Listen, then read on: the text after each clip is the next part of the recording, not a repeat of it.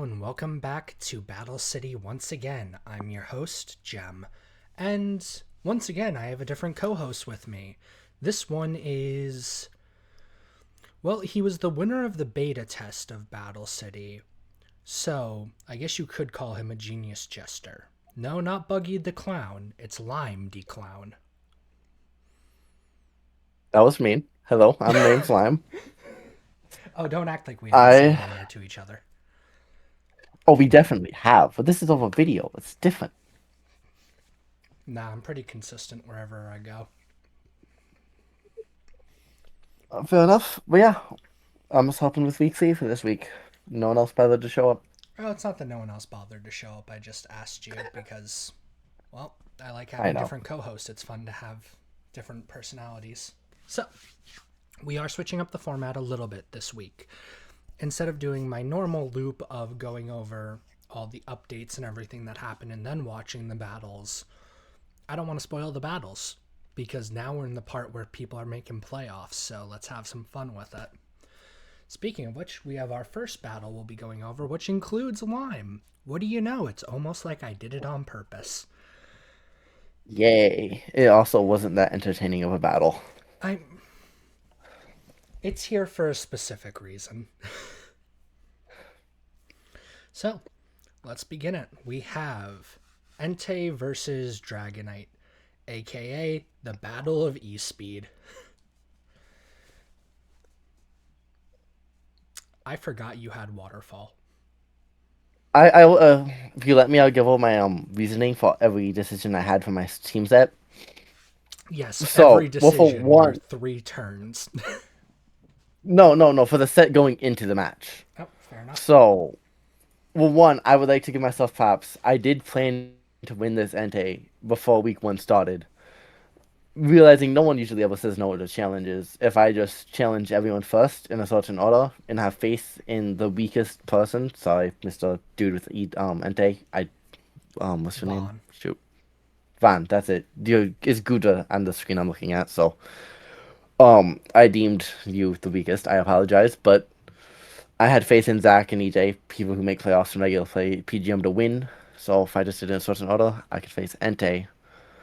And I had this set up to have this right amount of HP, special defense to live like choice scarf, stone edges, choice specs, hidden power ices, outspeed after one dragon dance, and 2-hit KO with any waterfall slash E speed move. And I went waterfall specifically because earthquake I thought was too obvious, and I thought it was bait in case he ran air balloon or earthberry. You know, it was like 252 HP, 48 defense, 112 special defense, 96 speed. I mean, hey, it was a battle, and with it, you were the second player to qualify for playoffs this week. Would have been like to be first, but I can't control when people run a schedule. Yeah. Next up, we have Reckles versus Roy, which let me pull up my notes here. Thanks to our good pal Zach, who is the goat of notes. He really is. God, they're so nice. They're practically mini scripts if I actually read them off the way he describes them. All right, so um, this one I think also isn't too long of a battle, and if I remember correctly, this also was for a playoff slot. I could be mistaken. It was. So, let me think. Ah, yes, the Jinx who was trying to do something. Yeah. He played very passive at the beginning, Is and it? that was a stupid move. I gotta be real. Is it bad that I continuously forget that Raichu gets E speed?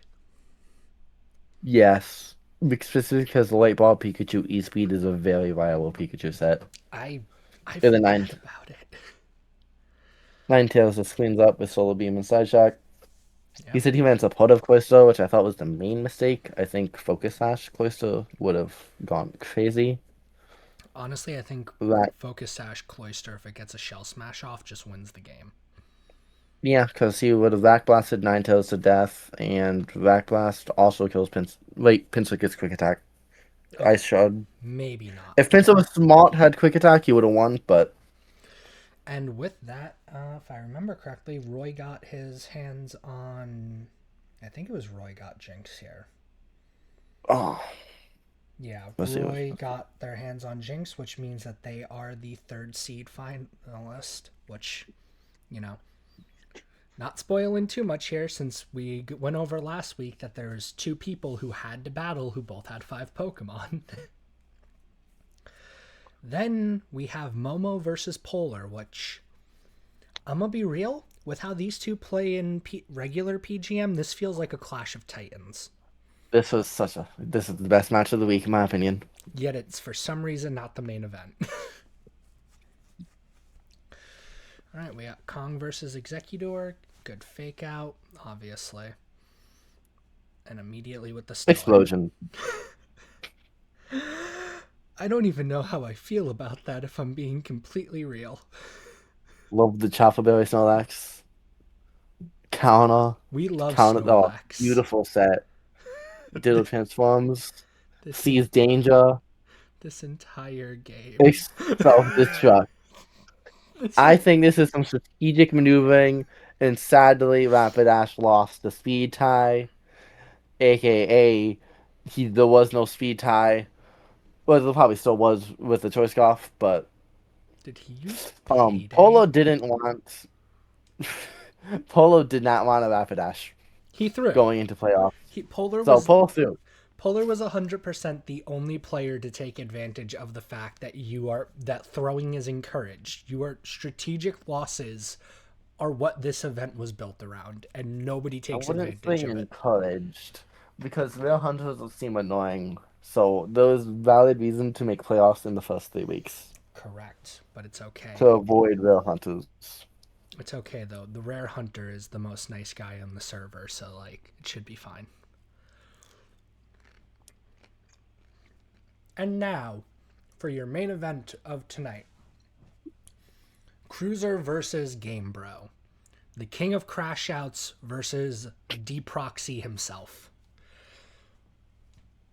Yes, I call Cruiser the king of crash outs in every video. I don't know if you watch. Maybe I usually skip till I see my name pop up. That doesn't surprise me. Alrighty, so let's see what this looks like. This was the only 5v5 for the week, and one of them was guaranteed to make playoffs here. Mule has nice switches at the beginning, I will admit. I mean, yeah, your Vaporeon's going to have a much better matchup here, so it makes sense to try to preserve our threat. Fit, but maybe not 2-hit kill regardless. Probably. I don't have the exact calcs, but Freeze dry. Damn, feels like I ain't doing shit with that button. I mean, it is Calm Mind, and Vaporeon is very bulky. I feel like that was a bad roll. We're back here. Yeah. Does he go for Will-O-Wisp? He didn't get a chance to. Okay. Yep. To be fair, I feel like if he gets a Will-O-Wisp off, this Primeape just does not have a hope. I think switching the Poly. I'll wait till what the match happens. Yeah. And here we have a game of who can hit harder. Bulk up and Believe it bulk or up. not, And one of these the answer might surprise you. Primeape is a unfortunately, menace. one of these Pokemon have an Eviolite. Did he run Eviolite Primeape? Yeah, Oh my god. everyone runs Eviolite Primeape. I did not realize that's what he was running. Yeah. He didn't even use his Terra. Yeah. He I didn't. think the main mistake was he went to Poliwrath to try to do a battle that he cannot win in setting up between Eviolite. It was just physical versus defense. Unless if you get a crit, which he did not get, Gamebo got. I think he should have gone to Gamebo sooner. Not Gamebo. Should have gone to Gengar sooner. And he may have been able to, because he can't Drain Punch that, and then clean up with either Tauros or something. I mean, Rage Fist is still an option, but Yeah, but Rage Fist wouldn't have had as much damage if he didn't build it up with Primeape. so let's address the actual overall team changes for the week now. now that all of our battles have been gone over. So, starting with our Mudo, we had a pretty fun game of rolling versus bacon. This ended with Golem going back to rolling, which is very funny because it started the season with rolling and is now back with rolling. I believe Bacon didn't want it going into He playoffs. didn't, but it's just funny the fact that Rolling lost it to McWhite, McWhite lost it to Bacon, and Bacon lost it back to Rolling. Yeah, That's just peak to me. And our other matchup here was actually a fill-in because Flukesy fluked versus McWhite, which ended with McWhite getting the Suicune after 17 turns, but he did 3-0. yeah, it did. It felt more like a tactical game where McWhite was constantly trying to get the advantage off and using Vileplume with Toxic to do a lot of Yeah, damage. but it was a tactical game. I helped him prep for a while. The only win con Fluxy had was Calm Mind Suicune and potentially Curse Raikou to break through the physical and special walls. And you had to run 252 HP substitute Suicune, else Seismic Toss kills the substitute in 1-8 hit. And So, and he did not run substitute. He didn't run Calm Mind though. then moving down to Kaiba. Well, to start it, you had Game Bro versus Cruiser, which we've already covered, which was honestly not a horrible game. It's proving Primeape is still a good Pokemon to me. The other game was, as our note taker described, a Western shooter.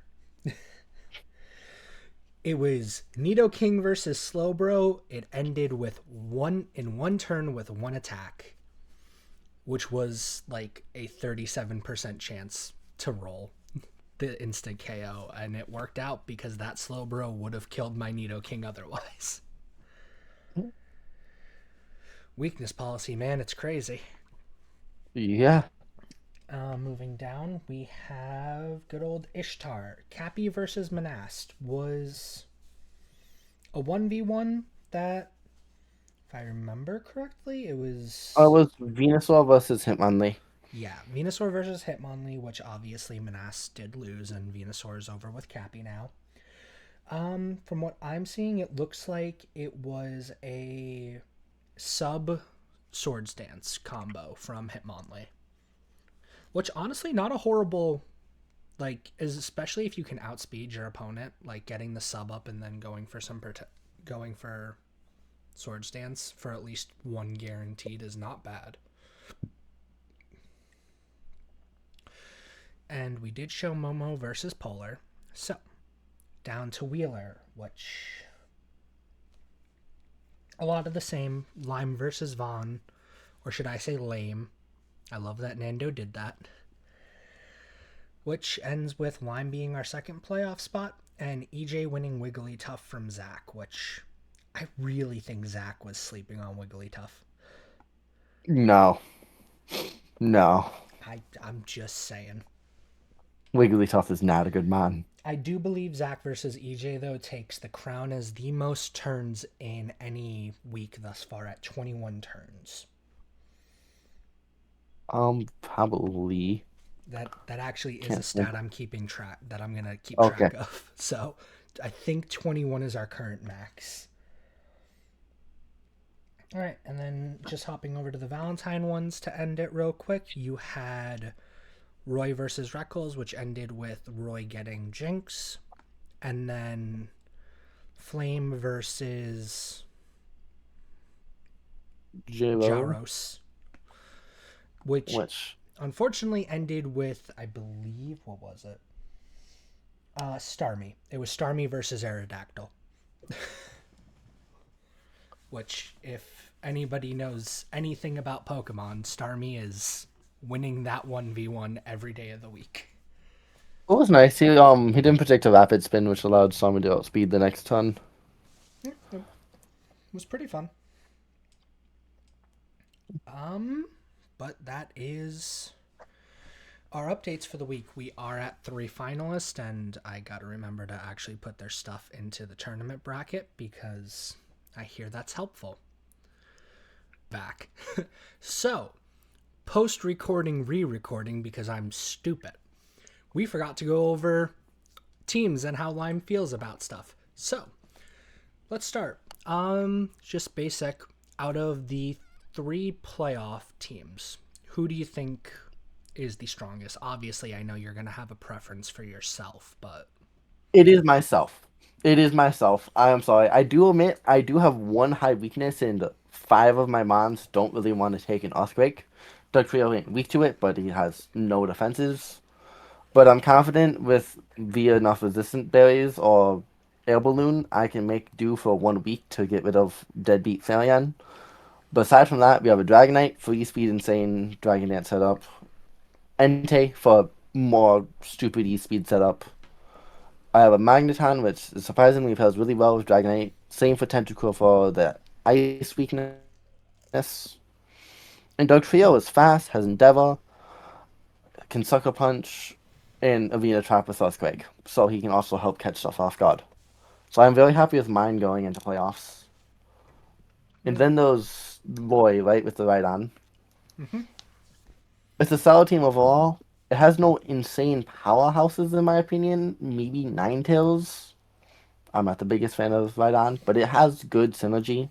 It I'm has okay. no easy weakness to abuse. See, I'm not the biggest fan just because I don't think Double Psychic's very good. There's no dog types really since it wasn't introduced yet, so I don't hate double psychics. I mean, that is fair. Um, There's only one steel type. It's mine, Magnemite, so he doesn't have to face that yet until later in playoffs. and then Game Bro, who, other than the like Vaporeon Poliwrath overlap, I actually think Game Bro has a really solid, well-rounded team. Yeah, I guess he I also, also will say I don't think he has any powerhouses like some other teams, but I don't know. Marowak does put in work. We People sleep on Marowak, and he's putting work with it. we saw Evaluate Primeape's what that nice. Primeape did. I will say. It is. It's possible to out prep it, but it is nice. Dodrio does some funny sets that exist. I had that Pokemon last season too. Didn't really do anything. I know it won me one. No, won me a playoff game with early, but it Mm-hmm. woke up from sleep early. And Victory Bell, I'm not sure what Victory Bell does. I'm gonna be honest. And then I think moving into some of the other teams, who do you think are the big names we should be keeping an eye on? I will be gassing up my boy Make a White. He has Chansey, who he somehow got in the second round. I'm upset with everyone in Battle City for letting that happen. That's a top five Pokemon in my opinion. Ain't nothing can kill it. And it has a Suicune now to pair with, so insane defensive maneuverability, Arcanine for Intimidate, and do not underestimate max defensive Vileplume or Choice Specs I Vileplume. mean, I will It's say, insanely bulky and can hit hard. I'll just say it. We didn't go over the video this week, but Vileplume did work for him this week. Yeah. You're gonna need some type of wall breaker to beat McWhite, and in this format, there's not a lot of wall breakers that can break fast enough via either setup or just going from the get-go. If we were to talk about a team that I think might be able to, I still really like Flames team. Like maybe it's because I love Starmie and Aerodactyl so much, but like that core is just so solid. Hitmonchan is gonna be nice if they were to face up, because that will hit the Chansey. I don't hate that matchup either. You got Swami for Arcanine, Scyther for Suicune and Vileplume, Aerodactyl for Vileplume. I Aerodactyl could see also for that team Arcanine get going. because Rock. Oh, yep. That would be a good matchup. But if you have a team that is a little bit slower paced, expect the Chansey to just live. Yeah, like it's gonna be insane. Through Kaiba, I gotta be real. What do you think about my little duo that I've managed to? There are two good duos. If you can get some nice mons, you can have a good playoff team if you go all the way. Well, a little bit of a spoiler. Nido King can My next game's against like. Bacon, and he put up Jolteon. I mean, you got careful of hidden power ground, but Nido King at least plays well into it. I don't know what other mon he'll bring, and I won't try to go too much into his head. Yeah, there's not too much of a But point going. if you can get Jolteon, that's some good synergies. I'll be real. I think he did Jolteon. I do also still like Cruiser's team. I like it too. Also, Gengar is a great Pokemon. Oh, to answer your question, he brought Jolteon because he wants Slowbro, so he brought something he figured I'd want. but I mean, I guess if you didn't, if he that was the only way you were accepting the challenge. I mean, in reality, probably. Cruiser, I I think, would have has to a scam a very. little bit more. I think Cruiser has a good core that if he can get two good other Pokemon in, could easily go hard. Magmar's a little reliant on Flame Body popping off, which regarding RNG and Cruiser, he's not gonna love, I mean, yeah, but but it still can Eviolite put in work. Magnemar is kind of good. It's okay. I've used it a lot. It doesn't tank the best, but it can do some damage. It gets knockoff. It gets clear smog, just prevents setup, overheat for just breaking through something. I don't want to say it. I think Rankle's kind of. These two are really good, but I don't feel like they do good on a team together. You just lead set up Cloister, I think, or end set up Cloister and just hope it can pull through. Yeah, that's my entire opinion. You got Cappy, whose roster has honestly changed a decent amount. It's well rounded. I see no great synergies, but it's you got some good switch-ins. I mean, I'll be real. Cappy has the same problem you have, which is three of their Pokemon do not want to take an Earthquake, and the fourth one doesn't do good against Earthquake. None of those Pokemon want to take enough. Hitmonlee ain't taking enough for that. I Like, at least have a Dragonite. yeah, like Cappy needs to get their hands on something that could fly. Like, just something to help deal with that. Maybe Air Balloon Hitmonlee. That's really funny. That would be really stupid, but also funny. No, activate unbutton. Yeah, no, I like. I think. I Pull. don't quote this I'm gonna. strat. I'm Don't quote this strat. too late. It's already here in the video. It's recorded. I'll be real. Polar terrifies me still. Yeah, Polo's a good player. That's a good team. He has a Fire, Water, Grass Core in his last three, and Snorlax is annoying if you don't prep for it right. Momo still feels like his team's more all-out offense than Yeah, super well-rounded. I'm hoping Rapidash puts in work. I don't think it's the worst Pokemon. I just don't think it's been used properly yet. I remember using it PGM season 1 and it actually did some work for me back in the day. I think in this format you can just slap a scarf on it, honestly, and I let loose mean, Flail Blitz for yeah, something you're else. you're outspeeding a lot if you do that. EJ. I mean, EJ has two fairy types, two poison types. Like, he doesn't have a wide diversity, and even then, his team's mostly bulky without a real powerhouse. His best powerhouse is Venomoth, which says a lot. I Granted, mean, I do like Venomoth dance. Quiver Dance is a strategy that exists, so, like, It did beat Zach, I will say, and Van for winning Wheezing off of him. Luckily, I just had E-Speed Dragonite to one-hit KO it, but that's beside the point. speaking of which, I also don't hate Zach's duo. It's a good duo. Persian Fake Out's gonna be nice for stopping any focus ashes. It gets Sucker Punch, I believe, and it's just um Silk Scarf for tons. It's fast and it will hit hard, and I think just Shell Smash Blastoise is goaded. It has all the coverage. It can run mixed, special, or physical. So, looking at how the current bracket is shaping up a little bit here, realistically, who do you think the other playoff contenders are?